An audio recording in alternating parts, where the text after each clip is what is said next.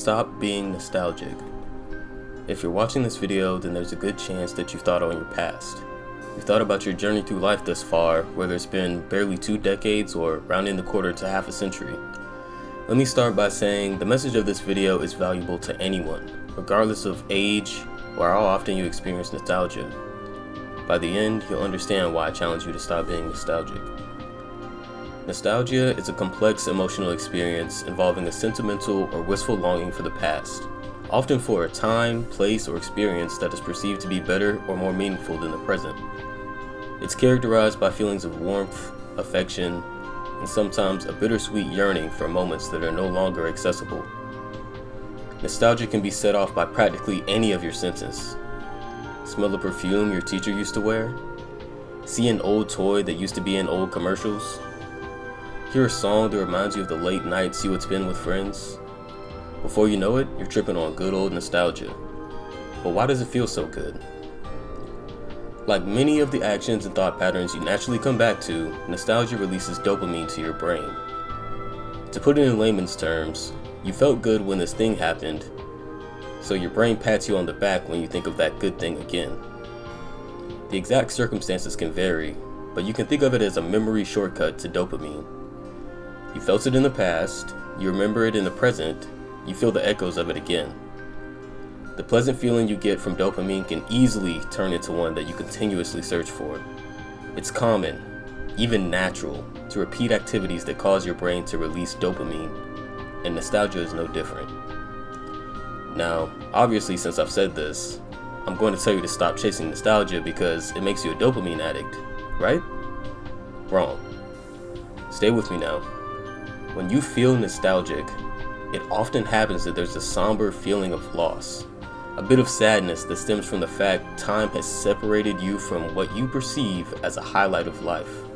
For example, winning that big game, or making everyone in the room laugh from that one joke, or even watching your favorite YouTuber. You can't re-win that game against the same team again.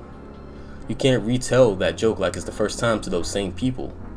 And maybe you can rewatch that video from your favorite YouTuber, but you can't watch it again for the first time.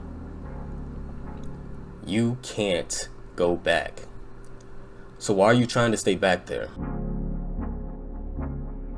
A common result of nostalgia is thinking, I wish I could do that again, feel that again, be that same person again. But you can't.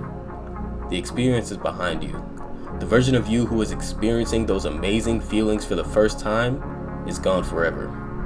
And that's okay. As sure as you have made memories in the past that you cherish now, you are now creating new memories to be fond of later. I'll be willing to bet that most of the memories you cherish today were also mixed with turmoil, hardship, pain, and sadness. Because that's life. Our brain is simply choosing to remember the good more often. Maybe you won the big game, but threw up at practice the day before from training so hard. Maybe you made the whole room laugh at your joke, but made those same group of people stare at you in awkward silence from a different joke that fell flat later on. Maybe you enjoyed watching those YouTube videos from your favorite YouTuber, but it was as an escape from some tough realities of life at the time. There's nothing wrong with cherishing the good of the past, but it is irresponsible and unfair to assume that the past is perpetually greater than the present or the future. As long as you breathe, you make memories. Life, like time, only moves forward for us, and each moment holds the potential for a new experience, a new memory to look back on fondly in the future. If you're constantly focused on the past, you're indirectly stealing the experiences and memories of the present. So, here's my challenge to you. Stop chasing nostalgia. Instead, lean into the present. Embrace the opportunities and challenges that come with it. Make new memories that will become your future treasures. You don't need to relive the past to find joy. You can find it in what's happening right now. Remember, the best way to honor the past is by living fully in the present. By doing so, you'll build the kind of life that, in years to come, will inspire the same nostalgic longing, but with the added peace and knowing you experienced every moment to its fullest instead of wishing you could go back. Stop chasing nostalgia, because you're living your next nostalgic experience right now. Thank you. Oh, everybody who's like, I miss the old Anthony or the old Sean. Yeah. It's like, no, you don't. You miss how you felt back when you were watching those videos at that time, because you were probably in school. And you probably just came home from school and just watched videos all day and had a great time. But now you're growing up. And now you have responsibilities. And now you're in college and you have a job. And you're probably stressed out a lot. But you think it's the change in the channel?